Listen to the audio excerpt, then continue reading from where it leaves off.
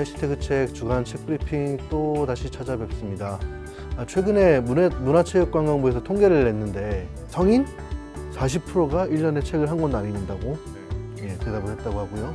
더 심각한 거는 책을 읽는 것이 부족하다고 느끼는 사람들의 비율도 점점 줄어들고 있다고 통계가 나왔습니다. 그게 뭐 몇 년 전에는 70몇 프로가 내가 책을 읽는 게 좀 부족하구나 라고 생각했다는데 최근에는 거의 50% 가까이가 뭐 책을 읽을 필요가 없는 걸로 느끼고 있다는 얘기인데 뭐 매우 씁쓸한 소식이 아닐 수 없습니다. 예. 뭐 책을 안 봐도 뭐 이제 워낙 스마트폰이나 이런 걸 통해서 세상의 소식을 다 들을 수 있다는 생각을 많이 가지게 되는. 참 모바일을 다 없앨 수도 없고 우리가 해야 할 또 할 수 있는 일이 그만큼 더 중요하게 다가오는 것 같습니다. 그래서 또 책 그 조사에 또 재밌는 건 이제 책을 읽는 사람은 별로 그렇게 그러니까 크게 변하지 않았다는 읽는 거죠? 책의 건수가 네. 뭐 이렇게 변동 없이 뭐 쭉 가는 그 건수를 유지를 하더라고요. 네. 그래서 또 읽는 사람들은 또 계속 쭉 읽는데 뭐 좀 읽는 사람이 좀 줄어들고 있는 그런 현실인 거죠. 저희 방송이 좀 그 이탈자들을 한 분이라도 좀 붙잡을 수 있도록 노력하도록 하겠습니다. 지난주에는 이제 책이 어떤 것들이 있었는지 좀 살펴보겠습니다. 지난주에도 굉장히 많은 책들이 왔었는데요. 저희들이 주목했던 책 조금 골라서 소개를 짤막짤막하게 하겠습니다. 범죄 소설의 계보학이라는 책이 있는데요.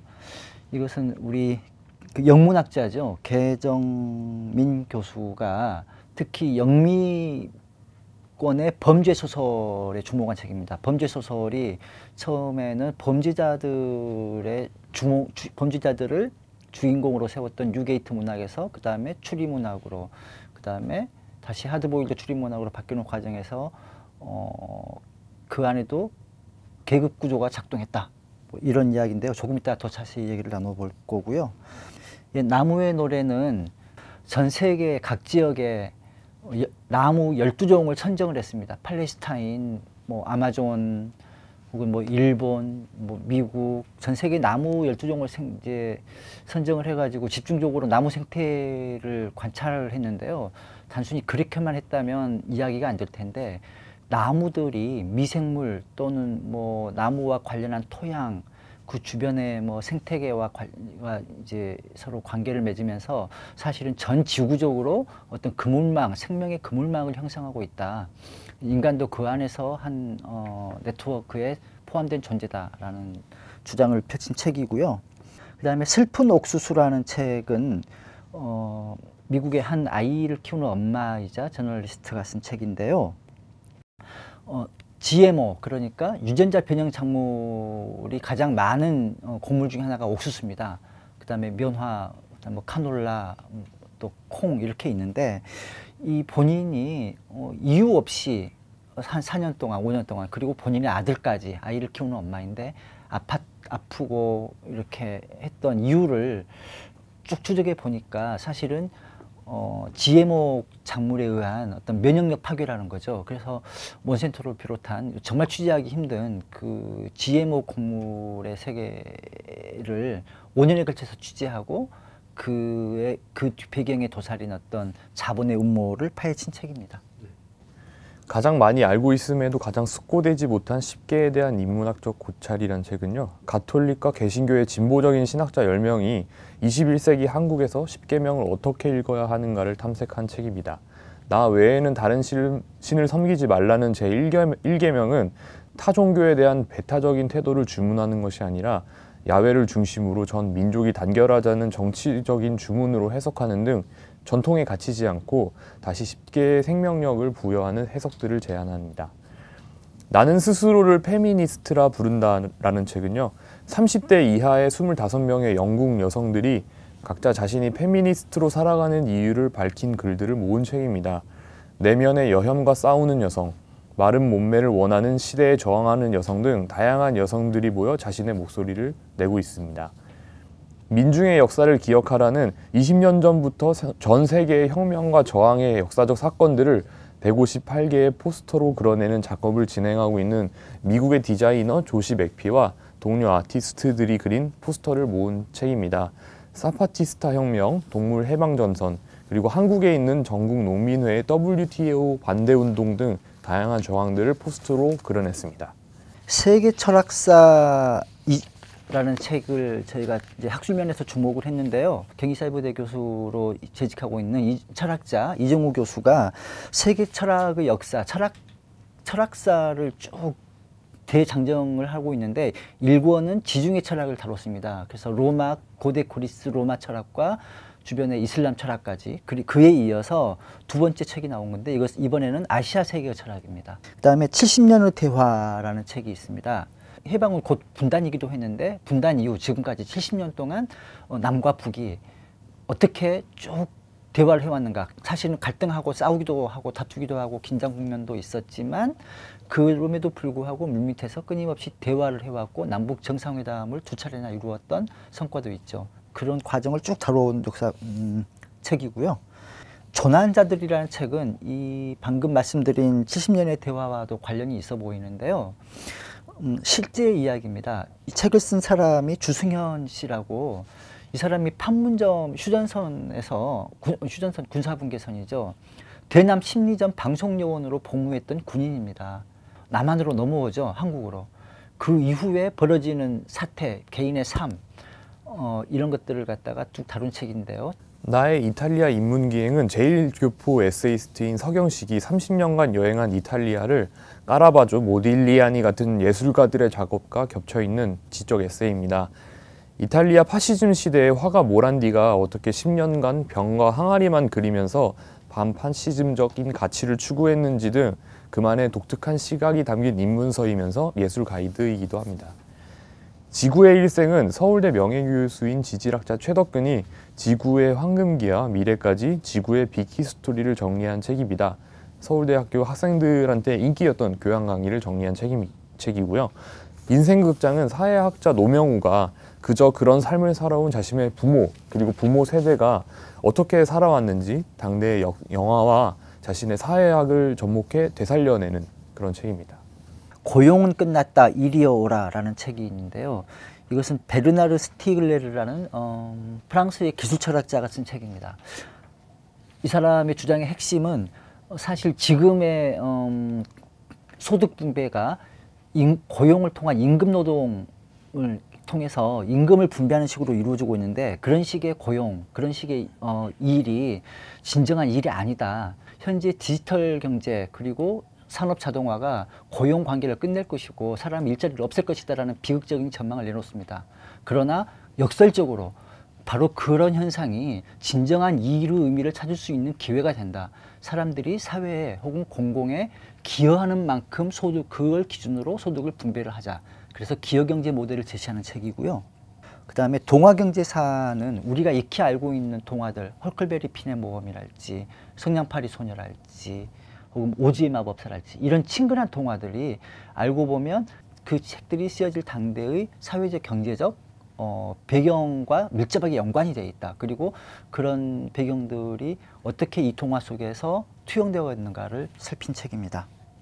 네, 국가의 사기는 88만 원 세대의 저자로 잘 알려진 경제학자 우석훈 씨가 돈과 사랑부터 광고, 주식 다단계, 신용등급까지 실생활에 관련된 사회 문제들을 하나하나 짚어보고 토건족, 원전 마피아, 버스 중공영제, 도시재생 같은 수십조 단위의 국가 사업으로 추진되는 정책의 문제점을 짚어보는 책입니다. 광안리 하얀수녀원은 1965년 지어진 올리베타노 성 베네딕토 수녀의 부산 본원이 너무 오래돼서 새로 지을 계획을 세웠는데 설계를 맡은 건축가가 건물의 원형을 유지하면서 리노베이션을 하자고 제안을 하고 수녀들과 대화하면서 고쳐나가는 과정을 담은 책입니다. 크리틱은 서울대 건축학과 학생들이 5년제인 학과를 졸업하기 전에 5학년이 되면 6개월 동안 졸업 전에 자신의 작품을 준비해서 졸업 전에 자신의 작품을 출품해야 하는데요. 건축학과 출신 웹툰 작가 김지후 씨가 17명의 학생들이 겪는 졸업 전의 시작과 끝을 담아서 쓴 책입니다. 예, 대략 이런 책들이 있었고요. 저희가 이제 뭐 그 지면을 결정을 할 때 어쨌든 그 제일 중요한 게 그 맨 앞에 있는 이제 커버면일 텐데 지난주에는 이제 그 커버면을 결정하기 위해서 좀 논쟁이 좀 치열했었죠. 예. 뭐 크게 보면 그 70년의 대화와 조난자들의 이제 남북 문제를 다룬 이런 책들을 소개하는 방법이 하나 있었고, 또 하나는 그 노명우 사회학자의 인생극장, 그러니까 한국 현대사의 개인적이면서도 사회적인 그런 층위를 다룰 수 있는 역사책이라고 할 수 있는데요. 그 책을 다루는 방법이 또 있었고, 그리고 또 고용은 끝났다 이리 오라, 이건 이제 최근에 뭐 얘기되고 있는 여러 가지 저 기술 변화에 따른 사회 변화, 이런 거에 대해서 우리가 어떻게 대응할 것인가, 이런 고민들을 좀 소개하는 방법이 있었고, 마지막으로는 이제 광안리 하얀 수녀원과 크리틱을 묶어서 그 건축에 대한 얘기를 좀 해볼까, 뭐 어떤 삶의 공간을 어떻게 바꿀 것이냐, 이런 문제에 대한 관심. 그래서 이 뭐 네 개가 좀 치열하게 경쟁을 벌였던 것 같아요. 굉장히 많은 종류의 책이 커버 후보감으로 이렇게 얘기되는 경우는 극히 이제 흔치 않은 일인데요. 그만큼 이 책들이 각각 출중했다라는 뜻이기도 하고, 지금 평창 올림픽을 통해서 이제 남북 단일팀의 이슈가 현재 되고 있고, 이런 상황에서 우리가 이제 이명박 박근혜 정권을 9년을 거치면서 너무 이제 남북 관계에 대한 좀 선 이해가 많이 부족해서 우리의 논리로만 접근하는 거 아닌가, 그런 생각이 들어서요. 좀 지금 정말 필요하고 우리가 같이 읽고 수주해야 될 그런 책이 아닌가 싶어서 이제 70년의 대화 이 책들 추천했고요. 그 각각의 책이 이제 장점도 뛰어나지만 약점들도 다 있긴 있었던 것 같아요. 이를테면 고용은 끝났다 이리 오라 같은 경우는 대담집이라서 이제 뭐 저술로 이제 뭐 두텁게 얘기한 게 아니라 대담에서 나오는 내용이라 약간 그 내용이 좀 부족하지 않을까, 이런 우려가 좀 있었고, 70년의 대화 같은 경우도 이게 뭐 남북관계사라는 게 워낙 뭐 얘기가 좀 많이 됐던 영역들이라 여기 이제 우리가 주목할 만한 새로운 게 있을까, 이런 의구심도 좀 있었고요. 그 건축 같은 경우에도 이게 너무 사람들한테 좀 생소한 영역이 아닐까, 어떤 한 건축 공간을 가지고 얘기를 한 건데 이게 이제 어떤 보편성을 획득할 수 있을까, 이런 우려도 좀 있었고, 또 책마다 좀 장단점이 다들 있어서 더욱 그걸 결정하기가 좀 어려웠던 것 같습니다. 뭐 그럼에도 불구하고 70년의 대화가 현재 국면에서 굉장히 시의성이 있을 뿐만 아니라, 이제 아까도 말씀드렸지만 국내에서 정말 손가락 안에 드는 이제 전문가가 남북 대화라는 키워드로 전체적으로 쭉 총정리를 한 거의 뭐 발군의 책이라는 평가를 했습니다. 읽어보면서 그 생각을 더욱 확신을 하게 됐고, 보시다시피 곳곳에 엄청 촘촘하게 읽으셨네요. 이렇게 읽었습니다. 이렇게 해서 이 책을 머리로 소개를 해 이제 커버 기사로 다루기로 결정을 했는데요. 말 나온 김에 조금 소개를 드려보면은, 예. 이 책이 재미있는 게 10년 단위로 이제 자연스럽게 구획을 하게 됩니다. 일부러 그렇게 하려고 했던 건 아닌 것 같은데, 10년 단위로 정권별로 그게 참 공교롭게도 매칭이 되더라고요. 예컨대 53년 한국전쟁이 끝난 직후부터서 50년대 그 이승만 정권 시절이죠. 지은이는 전후 시대라고 구별을 하고요. 그다음에 박정희 장군이 쿠데타를 해서 이제 집권을 하죠. 60년대에는 대결의 시대. 70년대에 박정희 대통령이 유신을 선포하면서 장기 집권 체제를 가면서 남과 북이 적대적 공생관계라고 흔히 표현되는 그런 과정을 겪습니다. 그것을 대화가 있는 대결의 시대. 이번에는 전두환 장군이 쿠데타를 합니다. 그래서 집권을 하는데 참 역설적인 게, 전두환 그리고 이어지는 이제 거의 비슷한 정권인데, 노태우 정권은 86 아시안 게임과 88 올림픽을 유치를 하는데, 이건 이제 그 정권의 정당성을 세계에 홍보할 절호 찬스이기도 하고, 정말 그때 표 참 멋있게 잘 지었어요. 누가 지었는지. 서울은 세계로, 세계는 서울로. 기억나네요. 아, 예. 간명하고. 아무튼. 저는 기억이 안 나는데요. 여기서 또 거대한 세대 차이가 이렇게. 세대 차이가 이렇게 됐으면 좋겠는데 왜 자꾸 이렇게 됐지? 아무튼 그래서 이제 그 당시에는 그런 어떤 정치적인 이유 때문에 오히려 남북 간의 대화가 활발합니다. 그리고 KBS가 이산가족 상봉 이 시리즈를 하는데, 애초에는 24시간 생방송이긴 하지만 이틀만 하기로 했다라는 거죠. 근데 이 반응이 정말 어마어마해서 남북관계 개선의 압박으로도 작용을 하고요. 그래서 오히려 80년대에는 이제 합의의 시대 이런, 그래서 이때 오히려 노태우 정부가 북방 정책을 펼치기도 하고, 그래서 기본 합의서가 나오기 시작합니다. 역설적으로 그 이후에 90년대 들어섰던 문민정부, 이른바 쿠데타 이후 처음으로 이렇게 직선제에 의해서 민간정부가 들어섰는데, 김영삼 정부 시절에는 오히려 가장 최악이었다고 판단을 합니다. 그래서 공백의 5년이라고 평가를 하는데, 우리가 익히 기억합니다. 그때 서울 불바다 발언이랄지, 또 이제 북한의 김일성 주석 사망 이후 조문을 가지고 공안정국으로 몰아가고, 그 정도까지 최악으로 치달았다가 우리가 잘 기억합니다만 김대중 대통령, 그다음에 이후 노무현 정부 시절에 있어서 처음 DJ 때 첫, 그리고 노무현 때 2차 남북 정상회담이 열릴 정도로 굉장히 의미 있는 그런 합의를 이루어냈고, 그렇다가 다시 퇴보의 시대가 이명박근혜 시대, 예, 이런 참 극적인 정말 롤러코스터를 타는 것 같은 이런 극적인 관계가 쭉 지속이 되어 왔고, 이제 인상 깊게 이제 머리에 남아 있는 한 대목이 있습니다. 이 말만 하고 짧게 마치려고 하는데, 지은이가 거울을 비유를 합니다. 거울 속에 내가 주먹을 들고 인상을 쓰면 거울 속에 상대도 주먹을 들고 똑같이 인상을 뜬다는 거죠. 사실은 나라는 거예요. 그리고 내가 웃으면 거울 속에 나도 웃고 손을 내밀고, 단 중요한 것은 거울 속에 보이는 것은 진짜 내가 아니고 객체이다. 내가 주체이다.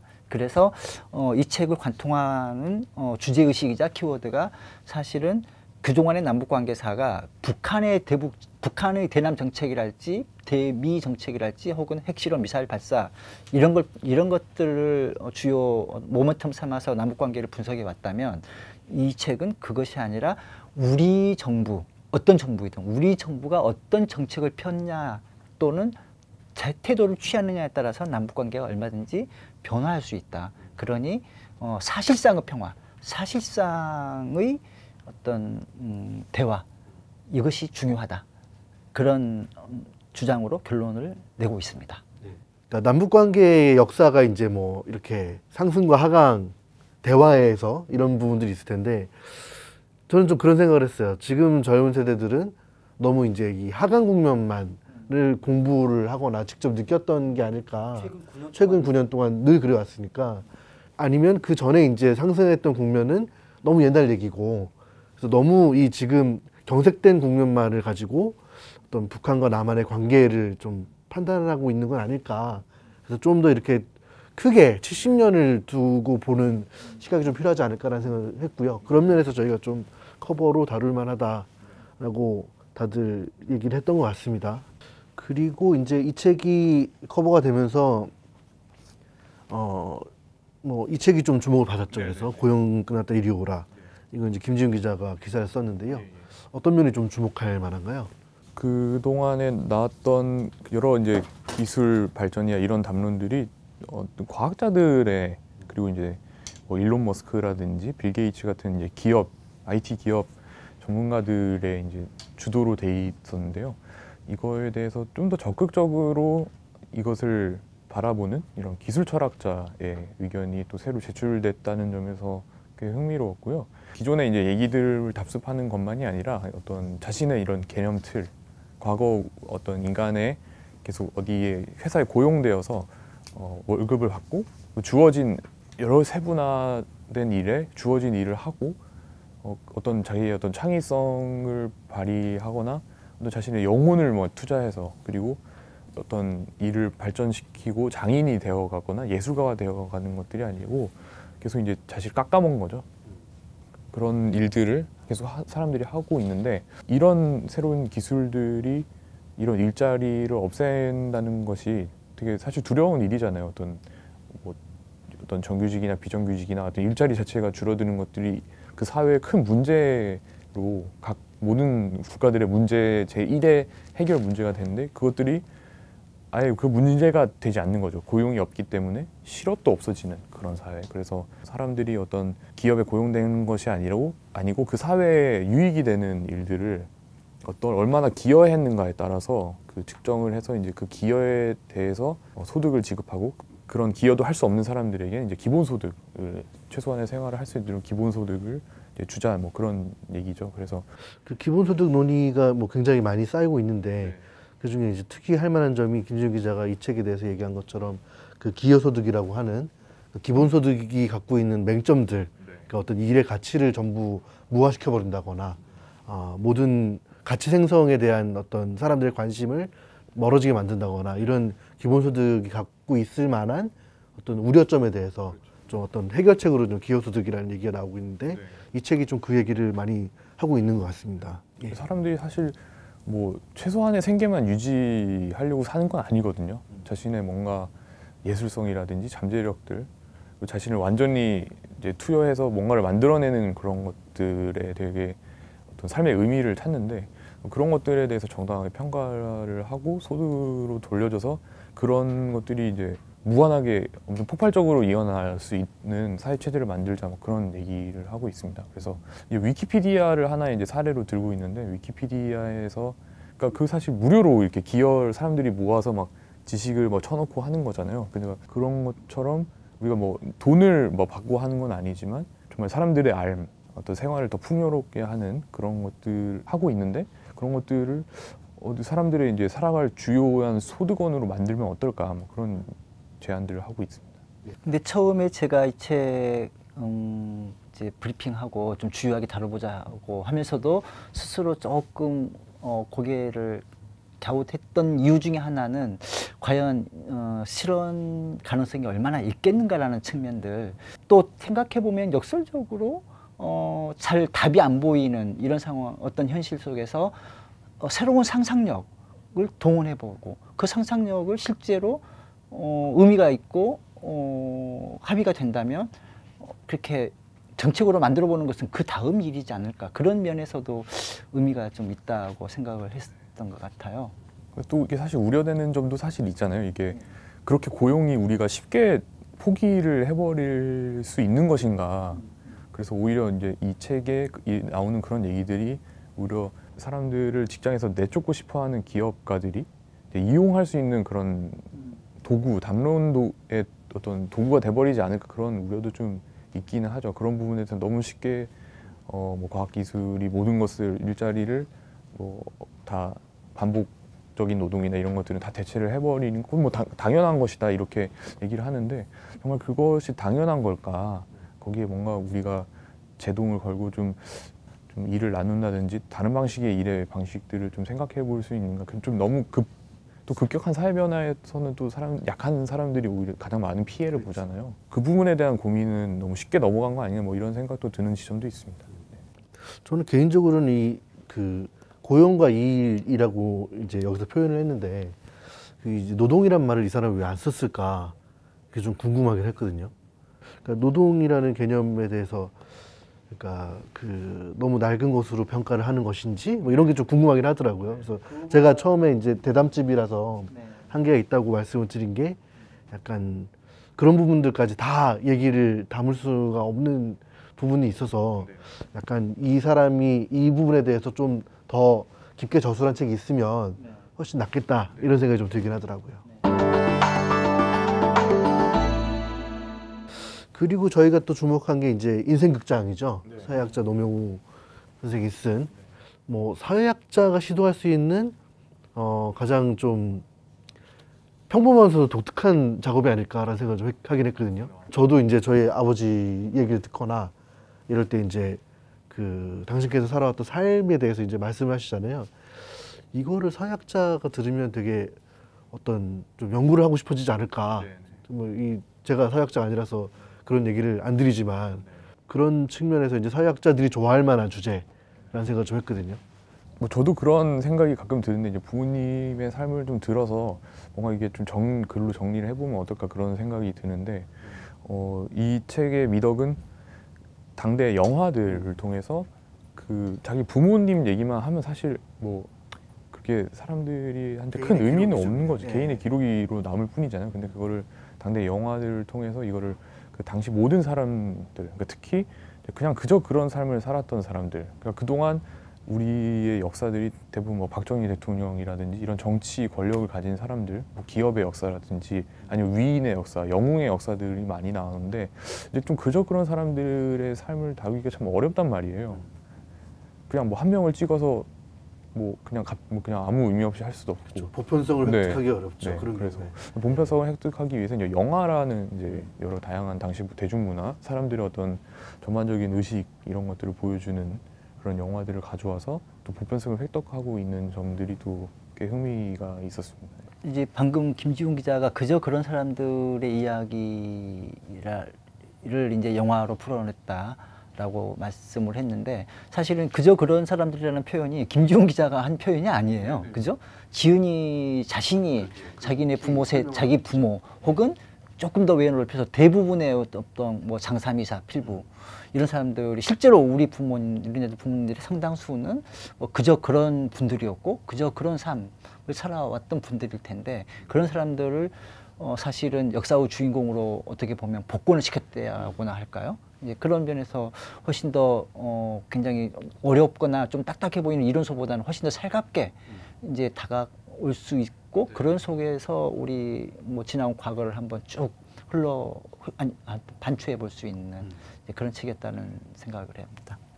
네, 전 다른 책하고 좀 이제 읽으면서 좀 흥미로웠던 지점이 그 이전에 제가 이제 세대 게임이라는 책이 있어요. 근데 그 책이 이제 우리나라 이제 세대 담론을 막 여러 가지 분석하면서 이제 결론에 마블 집회에 나왔던 그 노년층들에 대해서 고민을 하거든요. 그래서 태극기 집회에 나왔던 네, 분들. 네.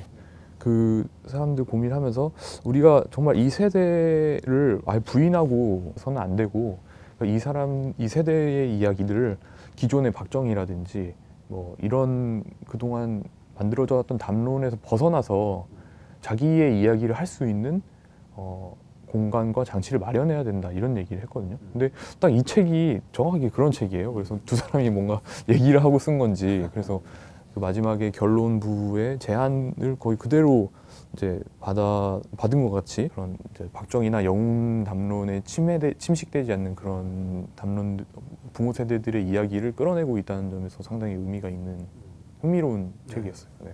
저희가 뭐 지난달 그 책 소개 때도 뭐 그런 조류에 대해서 좀 말씀을 드렸었잖아요. 이를테면 망원시당 그 여성 상인들의 이야기나 그러니까 구술사에 대한 관심들이 높아지거나 여기에 참여하시는 분들이 많아지는 것도 김지훈 기자 얘기했던 그런 흐름, 거대한 흐름 중에 하나라고 좀 생각해 볼 수 있을 것 같습니다. 예. 그리고 동화경제사 이 책도 좀 짧게 소개를 해야 될 것 같습니다. 저 이제 교양 허리로 다뤘는데요. 저희 회사에 다니시는 최우성 토요판 팀의 에디터가 또 독일 유학을 한 경제학자시죠. 그래서 동화에 숨어 있는 배경이 되는 그런 여러 가지 우리가 몰랐던 그런 여러 이야기들을 모아서 그때 있었던 경제의 역사들을 또 재밌게 이제 또 읽기 쉽게 풀어낸 그런 책입니다. 그럼 이를테면 오즈의 마법사 얘기에서 이제 그 화폐 근본이제 얘기를 한다거나 주인공 도로시가 신고 있는 은색 신발인가 은화. 그러니까 사실은 이제 은본이제, 근본이제와 은본이제 화폐의 주도권을 가지고 이렇게 막 다툼과 갈등이 있었을 때 은본이제를 상징한다든지 아니면 정말 성냥팔이 소녀 너무 불쌍하잖아요.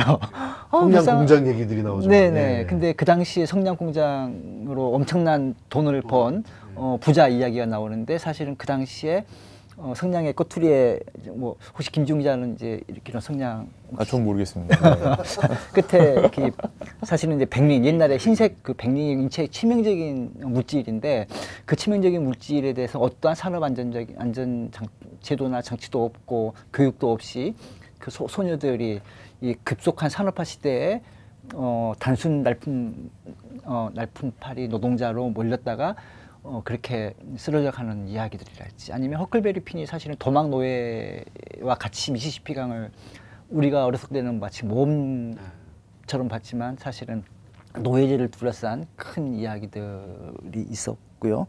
그렇게 이야기들 듣고 보니까 굉장히 흥미롭고 고기가 끄덕끄덕 끓여지는 애초에 신문에 연재했을 때도 굉장히 시도가 신선해서 많이 이제 읽혔던 걸로 알고 있습니다. 그렇죠. 예. 그 범죄 소설의 개보학은 저희가 이제 이 지은이신 개정민 계명대 교수를 좀 모시고 여기서 이 자리에서 이 책에 대해서 좀 더 깊게 얘기하는 시간을 가지려고 합니다. 예, 그것도 기대를 해주십시오. 그리고 세계 철학사 뭐 이건 아까 저희 조일준 팀장께서 말씀해 주신 것처럼 한국의 학계 풍토에서는 전혀 나올 수 없는 책이기 때문에 저희가 좀 주목을 했고요. 그 천하의 철학과 강호의 철학에 대한 얘기가 책에 좀 나오거든요. 그러니까 천하라고 하는 게 이제 우리가 알고 있는 뭐 제도권이라고 한다면 강호라고 하는 건 이제 거기서 벗어나고자 하는 사람들. 그러니까 두 개가 뭐 비교 우위가 있다 이런 측면이 아니라 천하와 강호는 항상 맞물려서 돌아가는 것이기 때문에 어떤 그런 관점을 가지고 어떤 세계 철학을 좀 자기 말로 담으려고 했던 시도 이런 것에 대해서 저희가 좀 주목을 많이 해볼 수 있었던 것 같습니다. 저는 이 책 1권과 2권의 목차를 보고 일단 정말 압도당하는 느낌이랄까요? 정말 이런 표현이 가능할지 모르겠습니다. 어마무시한 책. 정말 박람강기하시고 정말 다루지 않은 부분이 거의 없다 싶은 느낌을 받았어요. 제가 과문해서 정말 다루지 않은 부분이 있는지 없는지는 알 수 없지만 목차만 보더라도 뭐 동서고금의 철학을 정말 거의 망라하셨다라는 생각을 하고, 이분이 원래 서양 철학을 전공하셨던 분이신 걸로 알고 있는데 동양 철학도 와 보니까는 뭐 목차가 장난 아닙니다. 네. 아버님이 한학을 하셨다고 예. 그래서 어렸을 때부터 한자에 친숙하셨던 뭐 배경도 좀 있는 것 같고요. 예. 딴 것보다는 이제 제가 인터뷰를 했었는데 뭐 방송에서 꼭 얘기를 해야 될 것처럼 느껴지는 대목이 뭐냐면 이게 어쨌든 자기 언어로 쓰인 거기 때문에 여기에 대해서는 언제든지 논쟁이 일어날 수 있다. 근데 그런 논쟁이 좀 있었으면 좋겠다라고 이제 얘기를 하시더라고요. 그러니까 너무 우리의 학문 풍토나 이런 게 논쟁이 없고 뭐 다른 사람의 저술에 대해서 별로 관심을 가지 않는다거나 이런 부분이 있어서 좀 뭐 이 책을 낸 계기로 이런 논쟁들이 좀 활발하게 일어났으면 좋겠다 이런 말씀을 하시더라고요. 예. 진정으로 공부하시는 분이군요. 그렇죠. 공부가 업이신 분들이 네. 워낙 많아서. 예.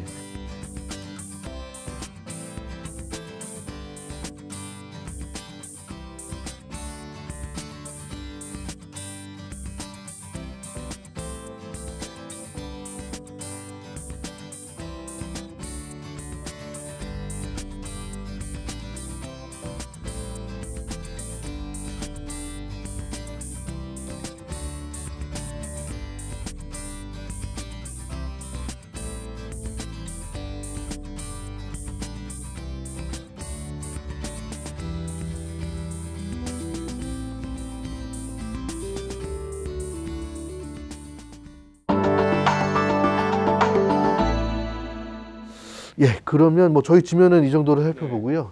다른 일간지들, 뭐 저희는 뭐 저희가 일간지니까 예, 일간지들은 뭐 어떤 책들에 좀 주목을 했었나요? 공통적으로 이제 이번 주는 전반적으로 보면 좀 우리 지면과 다른 지면 좀 비슷한 그런 느낌의 겹치는 책들이 많이 있었고요. 그래서 인생극장, 70년의 대화, 나의 이탈리아 인문기행, 그리고 고용은 끝났다 이리어 오라, 뭐 이런 책들이 공통적이었는데, 지구의 절반, 이 책은 좀 저희가 이제 안 다룬 책인데 다른 언론사에서 많이 좀 주목을 받았던 책입니다. 네. 우리 지구 생태계의 절반 정도를 이제 자연 생태에 돌려주자. 보존 지역으로. 네, 보존 지역을 이제 하자는 그런 되게 어려울 것 같으면서도 현실적인 그런 제안을 담고 있는 책이죠. 그래서 우리나라의 또 에드워드 윌슨 교수가 그 최재천 개미학자 최재천 교수의 또 스승이라서 또 많이 한국에 소개되기도 했고요. 그래서 과학자 중에서 대가 구루 뭐 이런 거의 영역에 속해 있어서 어떤 이 인류가 어디로 지금 계속 이 지구에서 삶을 파괴하지 않고 살아가기 위해서 어떻게 해야 되는가라는 이런 전 지구적인 제안을 할 정도의 수준의 학자가 된 것이요. 그러면 저희가 혹시 좀 다뤘어야 되는데 좀 아쉬운 책으로는 뭐 어떤 게 있을까요? 강정평화서신이라고, 평화는 가둘 수 없다는 부제를 가지고 있는 책인데요. 제주 강정 해군기지 반대 투쟁을 벌이다 수감된 반전 평화운동가 송강호 씨와 그 양심적 병역 거부이자 평화활동가인 박정경수 씨가 주고받은 편지, 그리고 해군 기지가 지어진 이후에 이야기들을 대담으로 나누는 책들을 모은 책이고요.